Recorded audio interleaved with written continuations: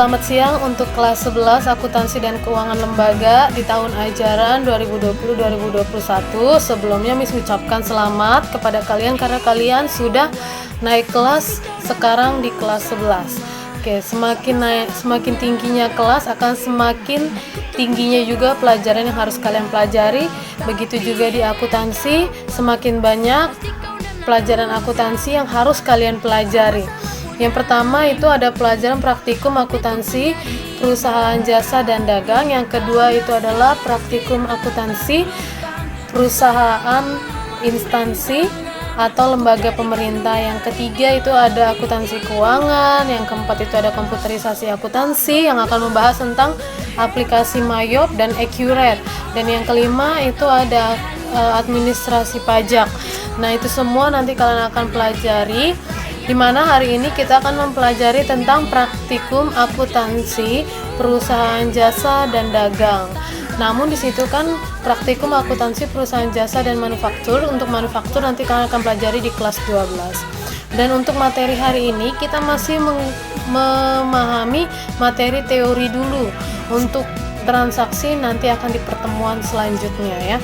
Untuk yang pertama yaitu kita akan mempelajari tentang akuntansi perusahaan jasa.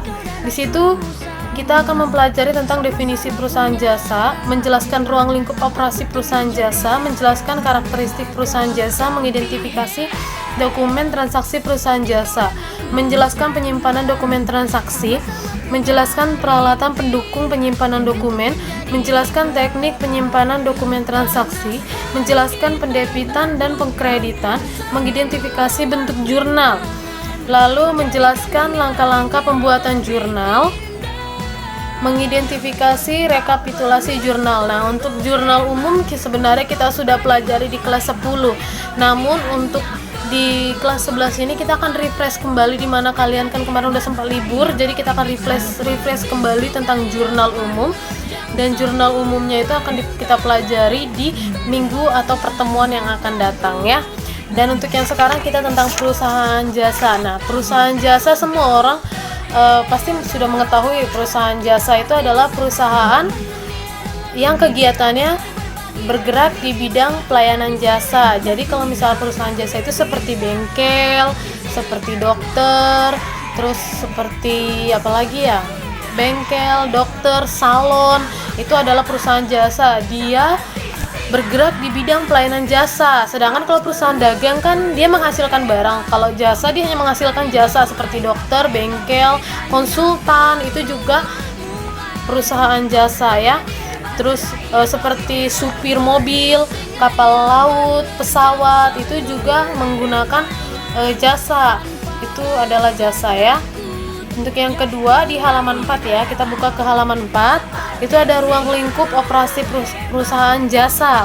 Ruang lingkup operasi perusahaan jasa meliputi sebagai berikut. 1. Kegiatan perusahaan adalah memberi pelayanan jasa kepada masyarakat. Jadi seperti bengkel, itu kan memberi pelayanan jasa kepada masyarakat, misalnya membenarkan onderdil mobil atau motor. Jadi dia menggunakan jasa atau tenaga. Yang kedua adalah jasa adalah sesuatu yang tidak bisa kita lihat secara fisik, namun dapat kita rasakan manfaat dan kegunaannya. Sebuah perusahaan jasa pada hakikatnya tidak menjual produk nyata. Jadi dia tidak menjual produk nyata, dia hanya menjual jasanya. Seperti salon, misalnya kita menyalon.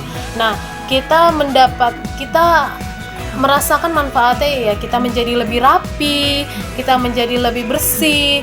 Itu karena jasa yang telah dia berikan kepada kita. Dia tidak ada produk yang dia hasilkan.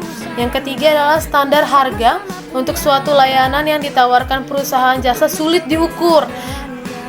Harga satuan produk jasa bergantung pada tingkat kepuasan konsumen yang menikmati jasa tersebut. Makanya kalau misalnya kalian suka lihat bagi perempuan nih, kalau misalnya suka lihat kok potong rambut di sana lebih murah ya dibanding di sana. Nah, kepuasan konsumen itu yang mahal itu mungkin lebih puas dibanding yang murah. Jadi seperti itu.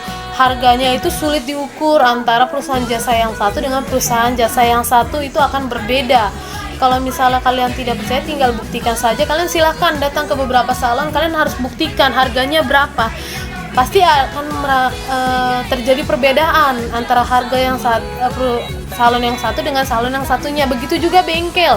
Kalau misalnya kita pecah ban, kita tambal ban di bengkel ini kok harganya 10.000, sedangkan kita tambal ban di bengkel yang lain itu harganya 12.000. Berarti lebih bagus yang 12.000, mungkin entah diapakan bannya ya. Yang selanjutnya adalah pendapatannya berasal dari hasil penjualan jasa kepada masyarakat. Jadi pendapatannya itu didapat dari hasil penjualan jasanya kepada masyarakat.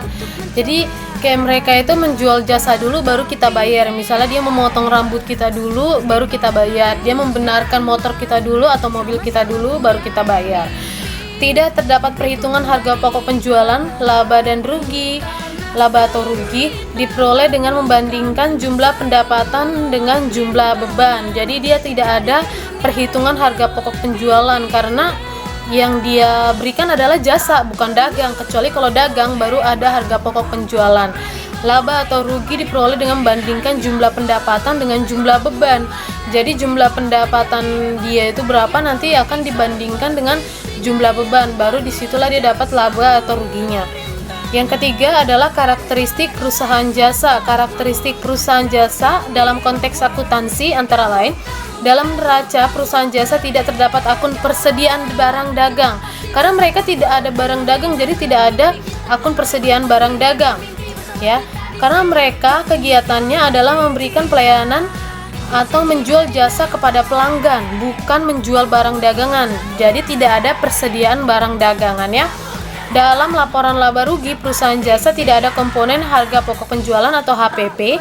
Selain itu penyusunannya biasanya menggunakan bentuk langkah tunggal atau single step, di mana komponen pendapatan dan komponen beban masing-masingnya dikumpulkan menjadi satu sehingga laba bersih atau laba rugi berasal dari total pendapatan dikurangi total beban-beban usaha. Nah, beban-beban usahanya itu misalnya seperti listrik atau yang lainnya ya. Nah, makanya itu dia menghitungnya laba bersihnya itu dihitungnya dari pendapatan dikurangi dengan beban-beban usahanya seperti listrik atau apa, masih banyak ya, keamanan, kebersihan. Nah, halaman 5 kita bisa lihat di situ ada dokumen sumber. Dokumen transaksi perusahaan jasa. Setiap transaksi harus didukung dengan bukti transaksi. Misalnya kita mengeluarkan uang, tidak bisa kita tanpa transaksi. Semuanya harus butuh transaksi, bukti transaksi. Tidak boleh semuanya tanpa bukti transaksi, dan bukti transaksinya pun harus jelas, harus ada tanda tangan si pembuat transaksi atau si penerimanya ya. Yang pertama adalah kwitansi dan suskwitansi. Ya, semua orang juga sudah tahu kwitansi itu bentuknya seperti apa. Kwitansi adalah tanda bukti pembayaran uang yang dibuat dan ditandatangani oleh pihak yang menerima uang pada jumlah tertentu. Kwitansi harus dibubuhi materai sesuai dengan peraturan yang berlaku. Jadi kwitansi harus ada materainya.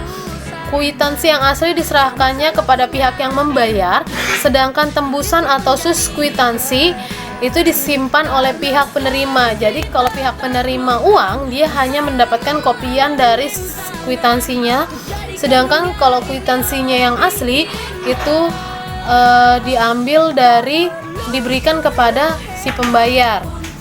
Dan untuk gambar atau contoh kwitansi nanti akan ada di akhir video ya. Yang kedua adalah cek. Cek adalah surat perintah tertulis dari pemegang rekening bank yang telah menandatangani cek kepada bank untuk membayar sejumlah uang yang tertulis dalam cek kepada pembawa atau orang yang namanya disebutkan dalam cek. Jadi, cek ini adalah surat perintah kepada bank untuk mengeluarkan uang untuk diberikan kepada orang yang namanya tertera di dalam cek. Nah, cek juga sama seperti kwitansi, dia ada suschecks, lembar utama sebagai alat bukti pembayaran, sedangkan lembar suschek disimpan sebagai bukti pengeluaran. Bukti transaksi cek itu nanti gambarnya akan di akhir video ya. Terus yang kedua adalah billet giro. Yang ketiga adalah billet giro. Billet giro adalah surat perintah pemindah bukuan dari nasabah suatu bank kepada bank yang bersangkutan untuk memindahkannya sejumlah uang dari rekeningnya ke rekening penerima yang namanya tersebut dalam bilet giro. Jadi bilet giro itu adalah surat perintah pemindah bukuan dari nasabah suatu bank kepada bank bersangkutan untuk memindah sejumlah uang dari rekening ke rekening penerima yang namanya disebutkan dalam bilet giro. Nanti gambarnya juga nanti ada di akhir video ya. Yang keempat adalah nota kontan atau nota tunai. Nota kontan adalah bukti pembelian barang secara tunai yang dibuat oleh penjual dan diberikan kepada pembeli.